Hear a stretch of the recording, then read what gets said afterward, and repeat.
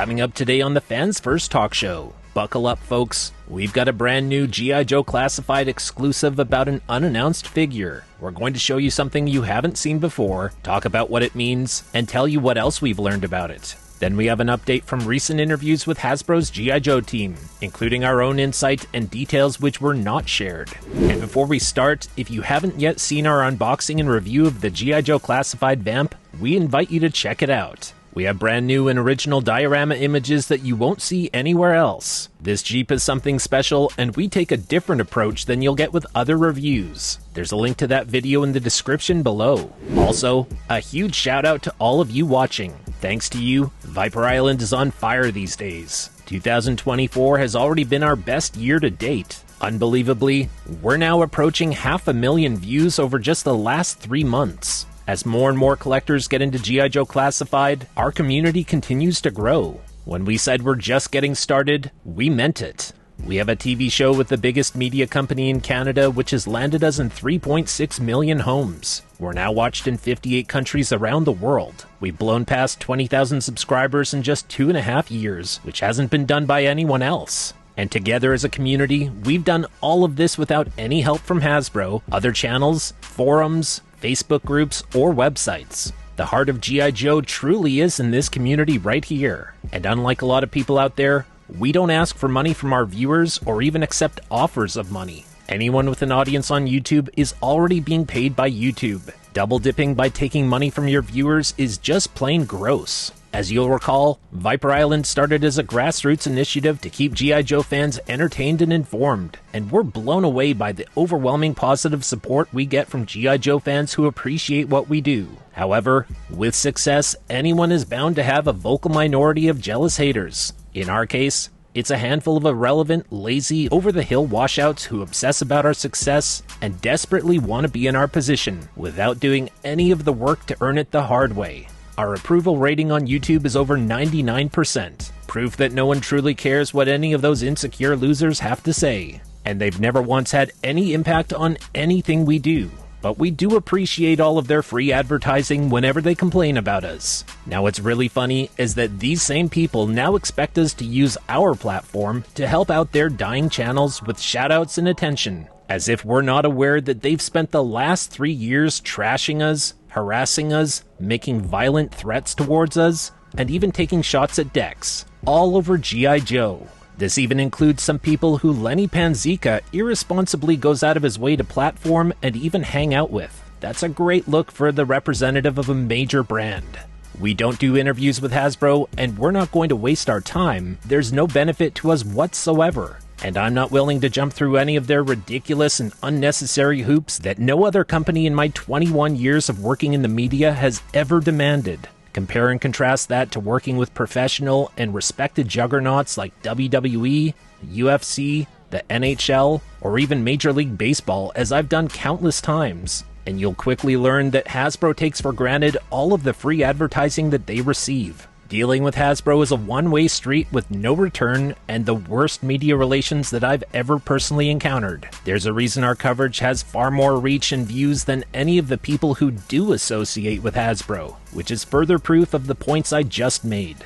Furthermore, time after time, it's been proven that interviews with Hasbro don't have any meaningful impact to the people conducting the interviews, other than giving scraps of validation to people who are so desperate for a pat on the head. That said, we get along with others at Hasbro who are fans of Viper Island and who've made it clear to me that they understand what we're doing and the value we bring, and that's good enough for us. At the end of the day, we're not CNN News. This is an entertainment program. If some people want us to be something that we're not, they'll just have to deal with it. In the meantime, we'll continue to work hard, have fun, run up the score, raise the bar, and keep bringing you the best quality G.I. Joe content you can find anywhere in the world. And now with that out of the way, let's get to some exciting new developments. Over the past year, we've broken a lot of news here on Viper Island, and we have yet another Viper Island exclusive for you today. What we're showing you here is our first look at the possible Desert Scorpion head sculpt. This is not confirmed, but it does appear to be extremely similar to an updated Desert Scorpion.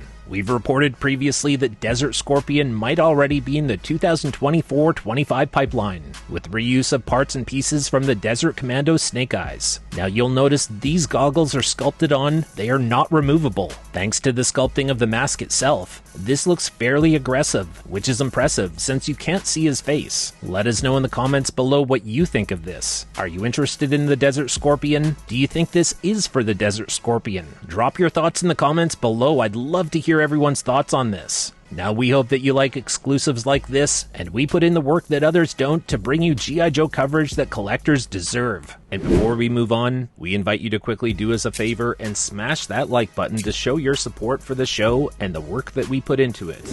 Next, let's share with you some brand new details from recent interviews with Hasbro's G.I. Joe team.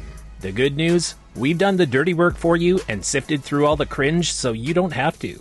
There's a reason professional interviews don't involve the host shamelessly sucking up to their guests the entire time. We know your time is worth something, so let's get straight to the goods, give you our own insight and some spoilers of our own, and we'll save you several hours of your time. First up, let's talk about Blowtorch. Lenny from the G.I. Joe team said that Blowtorch has all of his bells and whistles. They updated him a little bit, nothing too crazy, but mostly on his armor, especially the circular medallions all over it. They tried to enhance the armor more than the original, and Lenny said that he's excited to bring Blowtorch to the line and called him a staple of G.I. Joe. Then over to Falcon. Tony from the G.I. Joe team recognized that not everyone likes the Falcon head, and he said that they take feedback whether it's good or bad. He said that things happen in production that they don't always love, and he said that the issue with Falcon's head was related to vendor production problems, but they're always looking to improve. He said the feedback they've received is likely the same as how they feel themselves. Lenny added that another Falcon is on the way in a 2-pack. So Lenny has confirmed our reporting from a few weeks ago when we broke the news that a Walmart exclusive Night Force 2-pack was on the way later this fall. You heard that here first on Viper Island, folks. We also said that we feel Falcon will have a brand new head sculpt. Members of the G.I. Joe team do watch our show, and the episode that I'm referring to is currently on its way to 17,000 views, so it did get a lot of traction. And sure enough, like clockwork, shortly after we broke the news and spoiled this information about a Night Force 2-pack coming this fall, Hasbro decided to make it official at their first opportunity. Not the first time, and it won't be the last. Until we broke the news of a Night Force 2-pack coming this fall, no one else had even mentioned a Night Force 2-pack, and now everyone's talking about it. On a side note, based on comments by both Tony and Lenny, it sounds like Falcon will receive a new head sculpt. On a side note, if you hear anyone saying that Sneak Peek is going to be paired with Falcon, there's no evidence to support that claim whatsoever. Back in the 80s, the Night Force 2-pack with Falcon included Sneak Peek. Now Hasbro isn't that lazy, even if the people spreading this rumor are. Also, we know for a fact that Night Force Falcon is not paired with Sneak Peek. Then over to Cobra Commander. Emily said there's a new Cobra Commander coming to the line. This is in addition to the once-a-man version from G.I. Joe the movie. While some run rampant with things that weren't actually said here in the interview, Emily was referring to the still unannounced retro-carded Cobra Commander figure. And folks, we can reveal right here that the retro-carded Cobra Commander will be released this summer with a street date in either late July or early August. While there have been a few exceptions, Emily is notorious for not offering up details or names of figures which have not already been announced. And that's their right. They don't have to share anything with the public. But it does work in their favor when they do. She obviously knows that the retro-carded Cobra Commander is the worst-kept secret out there and is now common knowledge, so it's an easy name to announce while not revealing anything new. And here's another juicy bit. We believe that the retro-carded Cobra Commander will have a vac metal finish to his iconic mask. That said, we are still anticipating a deluxe Battle Armor Cobra Commander to join the line soon, just like we revealed in our 2024-25 spoilers episode. From what we've learned, we have reason to believe that Battle Armor Cobra Commander might arrive as early as this October. That's all we'll say for now. Stay tuned for Yo-Jo June.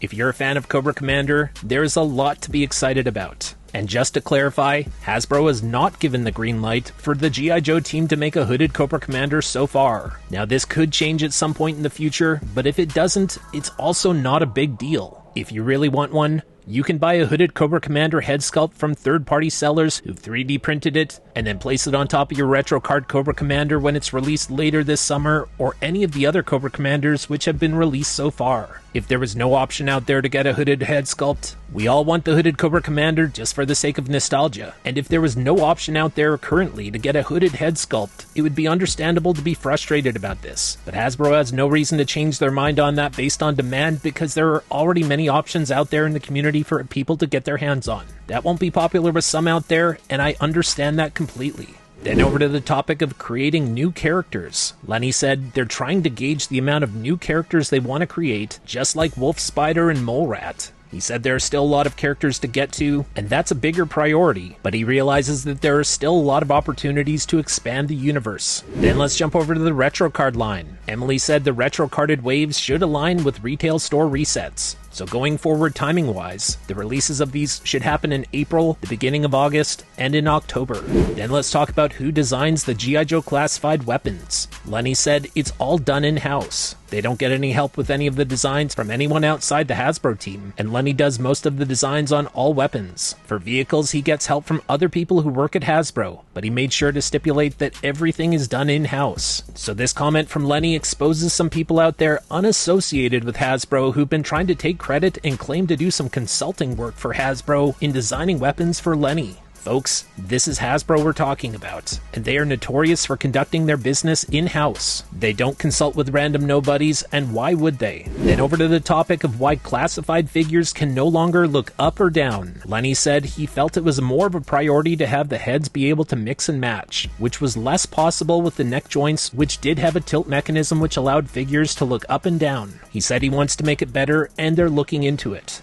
We've been wondering this ourselves and talking about it in many episodes, and we do trust Lenny and the crew to get this right. Then over to how they choose a HasLab. The Hasbro team has answered this question several times before, but we'll cover it here again. Emily said they consider the projects that the team thinks would be the best candidates for a HasLab that year. They then conduct focus groups with fans to get their thoughts on everything from concepts to unlockable tier options and what people want to add to their collections. Folks, Emily has just confirmed our special report from a few months ago in which we shared details about secret focus group discussions for the upcoming 2024 HasLab campaign. Right down to all the details about the process, the options, the tiers, the pricing, and the vehicles that they considered. If you have not yet checked out that episode, there's a link in the description. Of interest, we shared the 4 different vehicles that Hasbro was considering for this year's HasLab. Lenny said that he has sized out how big a classified Sky Striker jet would be. He said it would be 5 feet long and they won't be making it, which also confirms what we've said several times.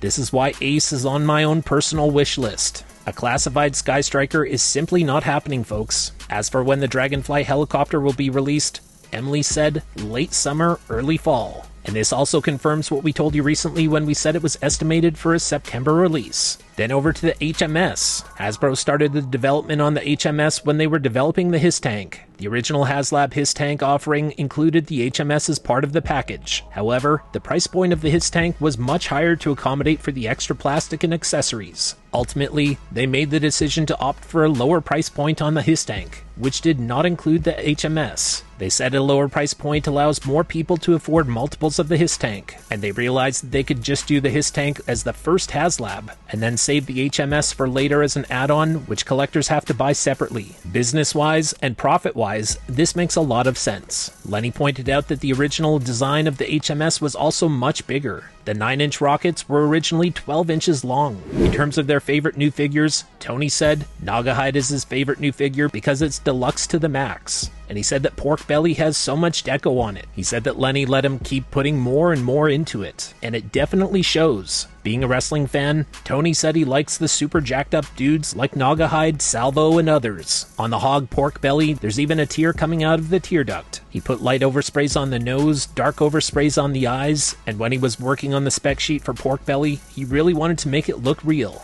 and it didn't take anything away from Naugahyde or the monkey. Lenny said that Doc is his favorite new figure because he's a staple of the line.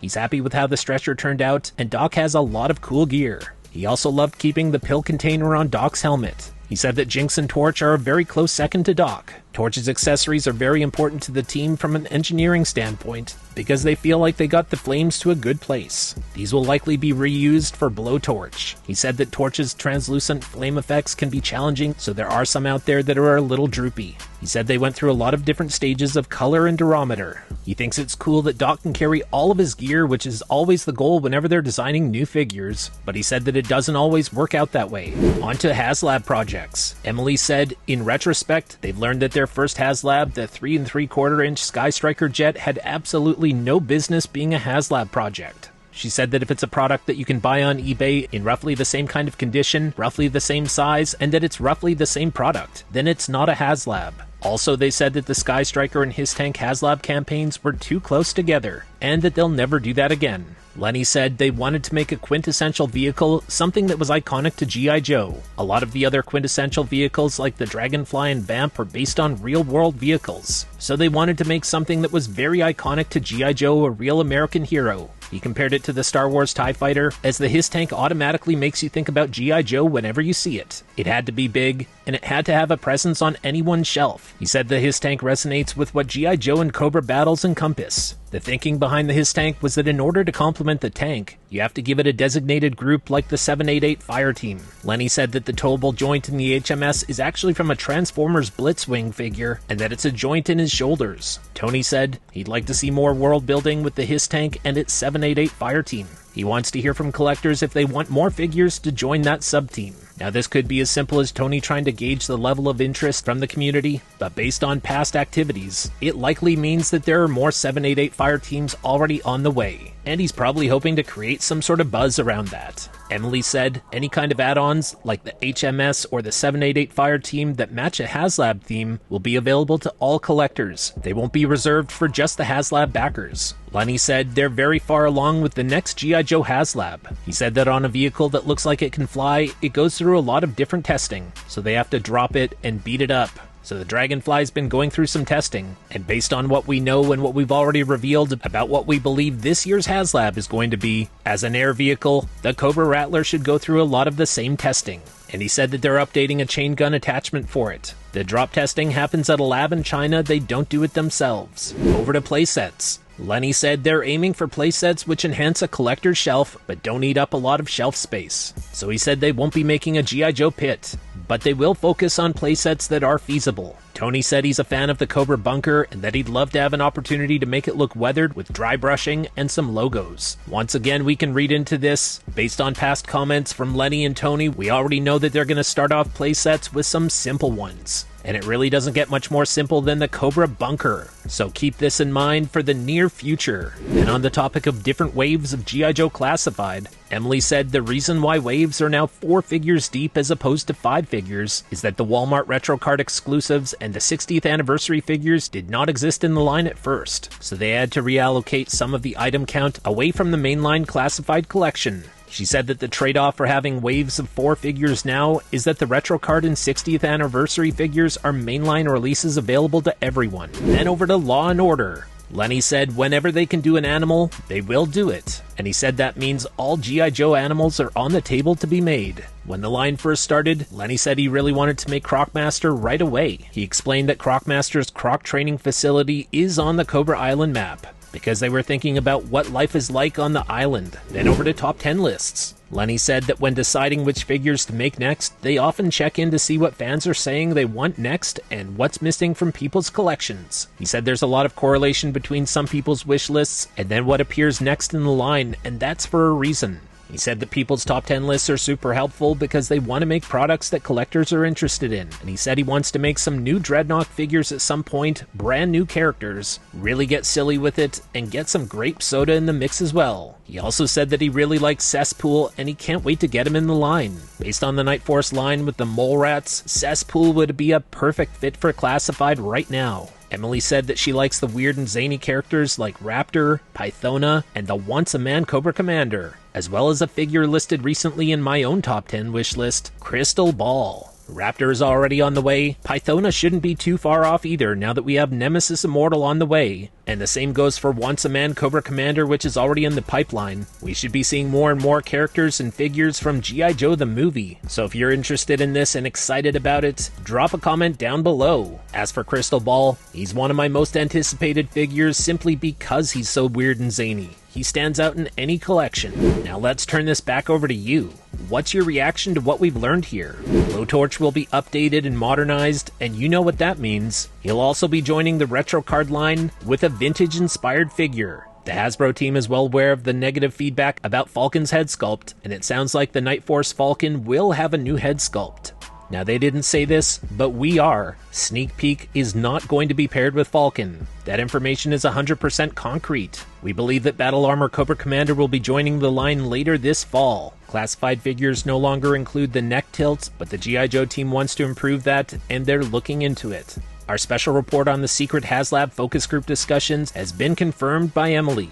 As mentioned earlier, if you want all the details of what's been going on behind the scenes, check out our video which is linked in the video description below. A classified Sky Striker jet will not be coming to classified as it would be 5 feet long. The Dragonfly will be released late summer, early fall, and this confirms what we've told you recently that it will likely be ready for a September release, give or take.